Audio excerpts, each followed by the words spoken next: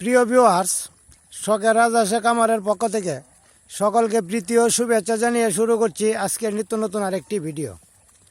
যারা দেশে এবং বিদেশে, কাছে এবং দূরে যে সকল ভাই বোন বন্ধুরা আমার চ্যানেলের সাথে সম্পৃক্ত আছেন, তাদের সকলকে জানাই প্রীতি ও শুভেচ্ছা।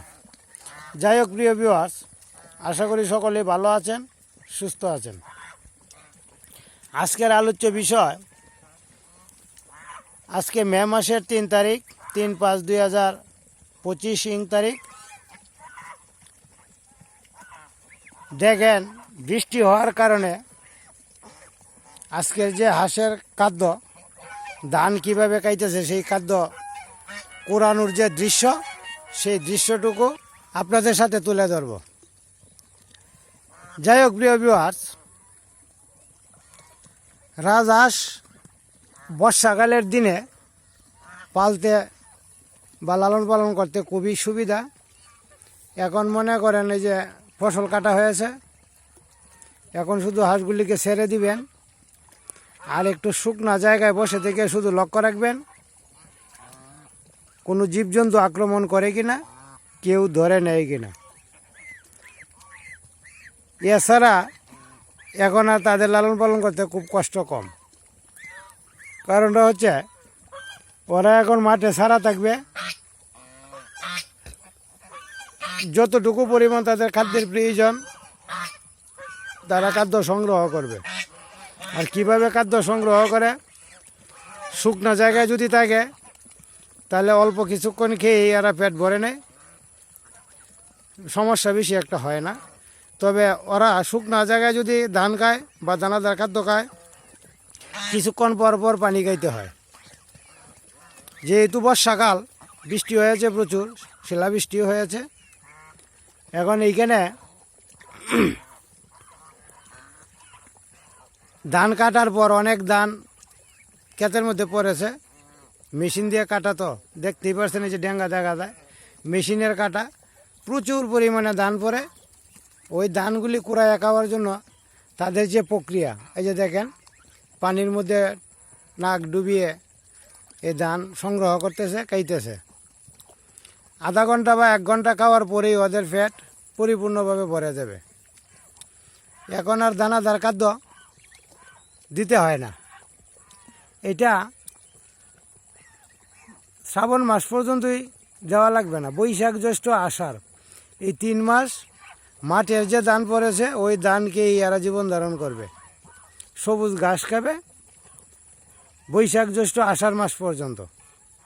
আষাঢ় মাসে যখন প্রচুর পরিমাণে পানি হবে, তখন ভাসমান উদ্ভিদ যেগুলো হবে, এই যে দেখা যায় এখানে কচুরিপানা দেখা যায়, এই যে আপনারা লক্ষ্য করে দেখতেছেন, এগুলা কিন্তু আমার আটকানো, এবং এইখানে কিছু সার দিয়েছি কচুরিপানায়, দূর থেকে দেখাইতেছি, এই জন্যই পরিষ্কারভাবে দেখা যাইতেছে না। এইখানে কিছু ইউরিয়া সার দিয়েছি কচুরিপানার মধ্যে, এইগুলি আস্তে আস্তে বড় হবে এবং দামগুলি অনেক বড় হবে, সুরগুলিও লম্বা হবে।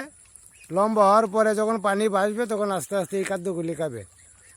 শাপলা পাতা, শালুক পাতা এবং পানির উপরে যে ভাসমান সবুজ উদ্ভিদ যেগুলো থাকে, সবগুলাই ওরা খাবে।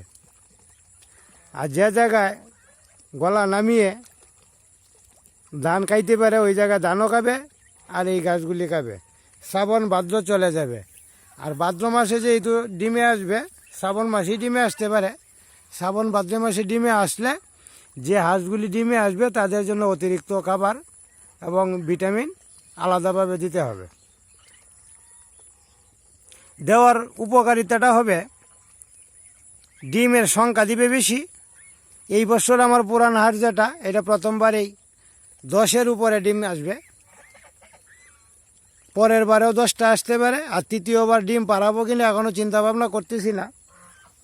তবে 2বার যদি ডিম পাড়াই, আবার ইসে মনে করেন 20টা ডিম আমি পাবো ঘরে। এই 20টা ডিম পাওয়ার জন্যই ভিটামিন ফাইল দিতে হবে, প্রচুর পরিমাণে দানাদার খাদ্য দিতে হবে। যদি দানাদার খাদ্য এবং ভিটামিন দিতে পারি, তাহলে আমি আশা করতে পারি সর্বনিম্ন একটা হাঁস থেকে 2বারে আমি 20টা বাচ্চা সংগ্রহ করতে পারবো।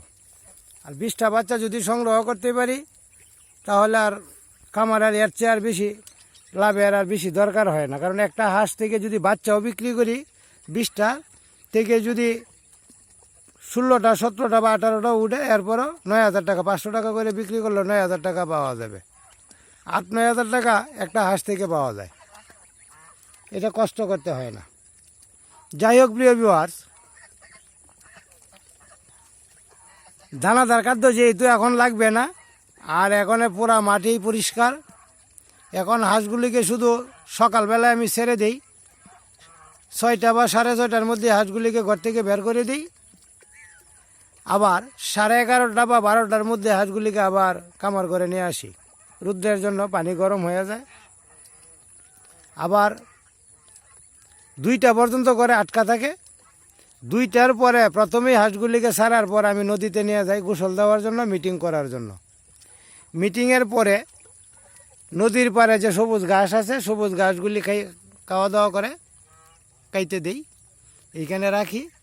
রাখার পরে আস্তে আস্তে ওদেরকে মাঠের দিকে নিয়ে আসি। বিকেল 4টা 4:30 পর্যন্ত মাঠে থাকে। মাঠের পরে আবার নদীতে নিয়ে যাই মিটিং করার জন্য। মিটিং করে সাঁতার কাটে, গোসল দেয়, আবার ঘরে আইনা রেখে দিই। এতে করে সুবিধাটা হচ্ছে আমার প্রতিনিয়ত মিটিং চলছে, মিটিংও করতে পারতেছে, খাদ্য খাইতে পারতেছে। এখন হাঁসের গ্রোথ বৃদ্ধি পাবে, স্বাস্থ্য চেহারা বৃদ্ধি পাবে, দেখতেও সুন্দর দেখা যাবে, আর আগাম যেগুলি ডিমে আসবে এইগুলি ওজনেও বৃদ্ধি পাবে। যাই হোক প্রিয় ভিউয়ার্স, একটা হাঁস থেকে যদি আপনি 5,000 টাকাও পান, এরপরেও অনেক কিছু পাওয়া। তাছাড়া যে বাচ্চাগুলি হবে, এই বাচ্চাগুলি যদি লোক রেখে সর্বোচ্চ